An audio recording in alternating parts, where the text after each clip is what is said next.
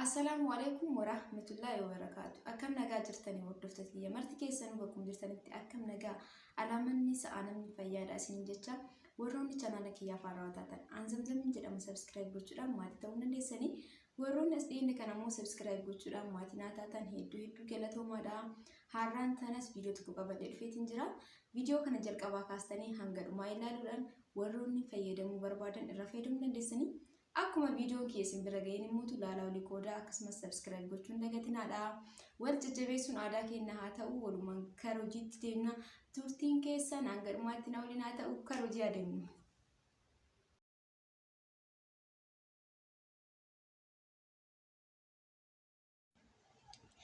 Egaa viidiyoo kana hojjetuuf wantoonni nu barbaachisan wantoota lamaan kanadha.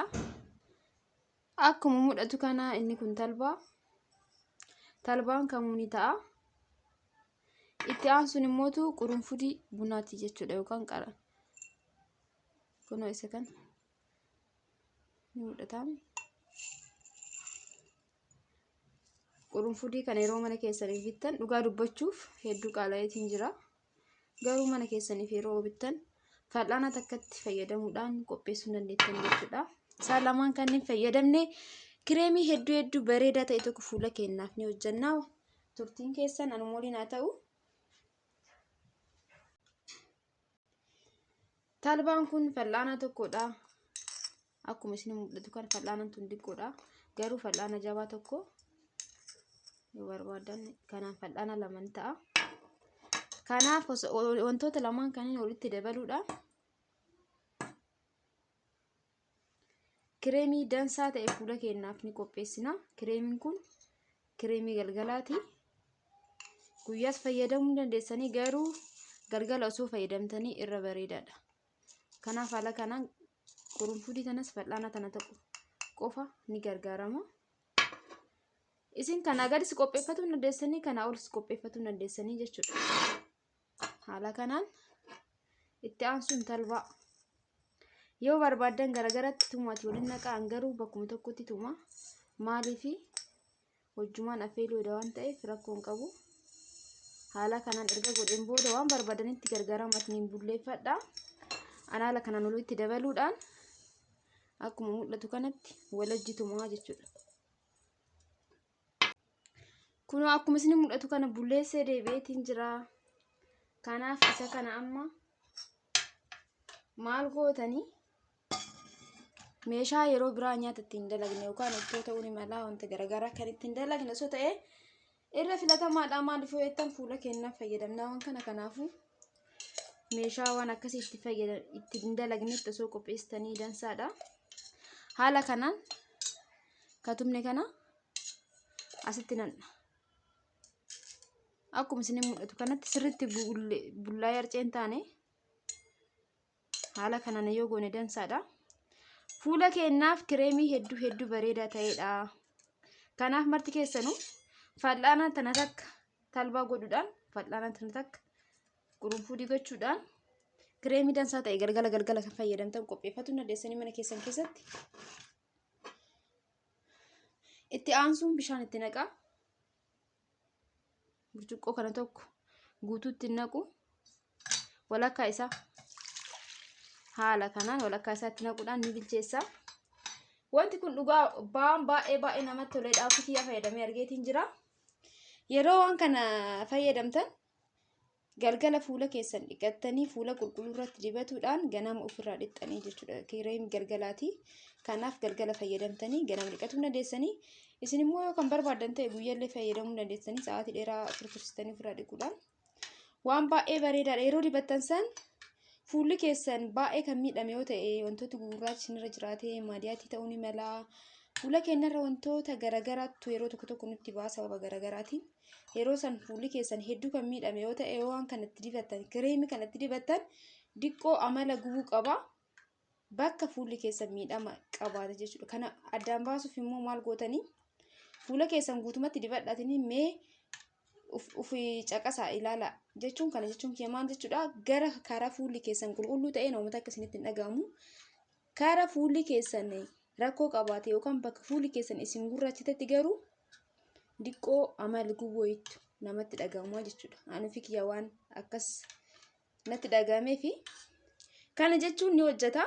Bakka fuulli keessan miidhame san amala akkasii isinitti dhagahamuu ni mala. Homaa rakkoo hin qabu. Galgala dibattanii ganama ofirraa dhiqxanii jechuudha fuula keessan qulqulluu irratti. Haala kanaan erga gooneen booda bilcheesseetiin dhufa. Kana yeroo bilcheessitan daqiiqaa 10 hanga 15 gahaadha. Haga inni bifa kireemii qabatutti talbaan ni beektanii marti kennaayyuu jeelii bareedaa tokko baha. Kanaan hojii walitti gootan immootu kireemii ta'a jechuudha. Eega bilchaateen booda yeroo inni akkas ta'e irraa buustanii ni deebi'a.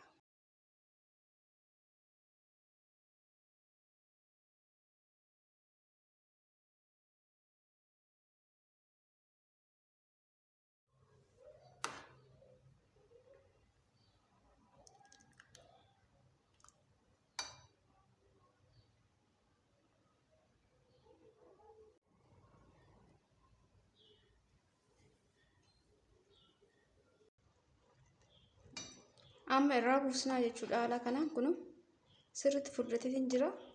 Kana caalaa immoo yeroo qorree baay'ee ni yabbata. Kireemii bareedaa tokko ta'a. Kanaaf haala kanaan goonee irraa buusna. Kunoo erga bilchaatee irraa baaseen booda kana fakkaateetiin jira. Erga bilcheesseen booda kunoo akkuma isin mul'atu kana baay'ee ititeetiin jira. Maaliif yoo jettan talbaa hundumti kennaa ni beennaa ta'e jeeliin isaa akkamitti akka furdatu. Kanaaf haala kanaan hedduu furdateetiin jira. Akkuma isinitti mul'atu kanatti addaan jiru.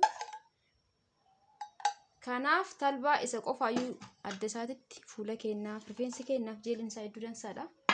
Haala kanaan harcee qurunfuuditti dabaltanii fuula keessaniif kireemii bareedaa tokko isiniif ta'a jechuudha. Haala kanaan an keessaan dhibbiiba. Daqiiqaa ariifachiisuuf jecha ni ariifate. Ni hubatan jedheetiin yaada. Haala kanaan dhimbiibaa uffataatiin gargaaramaatiin keessaa cuunfaa.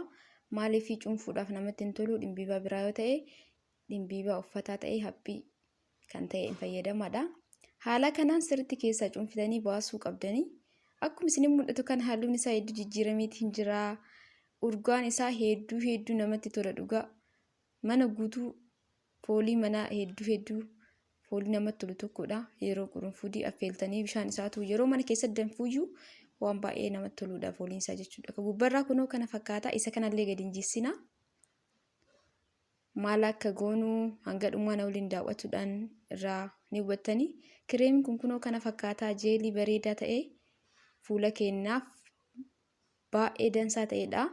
Itti aansuun maal gootanii dibata fuula keessan yeroo biraa fayyadamtanii fi kan fuulli keessan filate. Ani kokonaatii itti godhaa isin kan barbaadan yoo barbaadan barbaachisaa ta'e immoo vaayitaamin E illee itti godhuu dandeessanii akka filannoo keessaniitti haala kanaan waliin gahaa sirriitti erga kana gooneen booda fuula keenya galgala dhiqannee fuula qulqulluu irratti dibatuudhaan ganama ofirraa dhiqnaa jechuudha. Hedduu bareedaadha fuula keenyaaf wanta biraarra jeeliin talbaa hedduu tokko ni gorfamaa yookaan baay'ee bareedaadha. Kan irraa isin dubbistanii argachuu dandeessanii. Kanaaf haala kanaan gootanii fayyadamuu dandeessanii. Wanna biraa uumaan qabu talbaa fi qurunfuudidha. Haala kanaan fuula keessanitti dibadhee fuula kiyya dibadhee isin agarsiisuun dirqamaa miti. Maaliif kan galgala waan ta'eef jijjiirama hin qabu jechuudha. Amma dibadhee isinitti agarsiisuun kiyya akka hubattan abdiin qaba. Haala kanaan gootanii irraa fayyadamuu dandeessanii. Isa kana meeshaa qadaada qabutti naqattanii haala kanaan ni kaa'attanii jechuudha. Firiijii keessa kennaan torbaan tokkoof ni taa'aa. Dhugaa kireemii hedduu namatti toludha. Halluun isallee akkuma isin mul'atu kana. Isa kanammoo maal goona isinitti fakkaate bifa iskiraappiitiin ni qopheeffannaa jechuudha. Haala kanaan asirratti godhuudhaan bifa iskiraappiitiin ni fayyadamna. Isa kana sa'aatii barbaadanitti fuula keessan ta'uu ni mala, harka keessan ta'uu ni mala. Luka keessanis yoo dibattan mirga keessan uummata rakkoo hin qabu. Sukkaara fal'aanaa tana lamatti godhaa. Haala kanaan sirriitti waliin gahaa. San booda sa'aatii barbaadanitti fayyadamuu dandeessanii iskiraappii bareedaa ta'edha. Garuu dibattanii daqiiqaa 5 sukkuumuu qabdanii harka keessanii eegas booda ofirraa dhiqxanii jechuudha. Isa kanallee meeshaa akkanatti qadaada qabutti naqadhaatiin firiijii keessa kaa'aa. Sa'aatii barbaadan fayyadamaadha. Dhugaa kireemii bareedaa ta'edha fuula keessaniif fayyadama. Jeeliin talbaa fuula keenyaaf waan baay'eef nu fayyada. Guutummaa isaa dubbistanii argachuu dandeessaniitinis haala kanaan gootanii sussukumuu qabdanii jechuudha. Iskiraappii kana yoo fayyadamtan daqiiqaa 5 fi xiqqaate sussukumuu qabdanii san booda ofirraa dhiqxanii jechuudha. Akka isinitti tolu abdiin qabaa. Viidiyoon irraaf qabadhee dhufe kana fakkaata. Viidiyoo biraatiin hangolitti deebinutti hundumti keessanuu bakkuma jirtanitti fayyaa naa ta'a. Akkuma viidiyoon kun isin bira ga'ee ilaalaa olii qoodaa akkasumas subscribe gochuu tasummaan dagatina. Wal jajjabeessuun aadaa keenyaa haa ta'u isiniin jedha. Kanarraa asumaan xumureetiin jira. Fayyaa naa ta'a bakkuma jirtanitti marti keessanuu.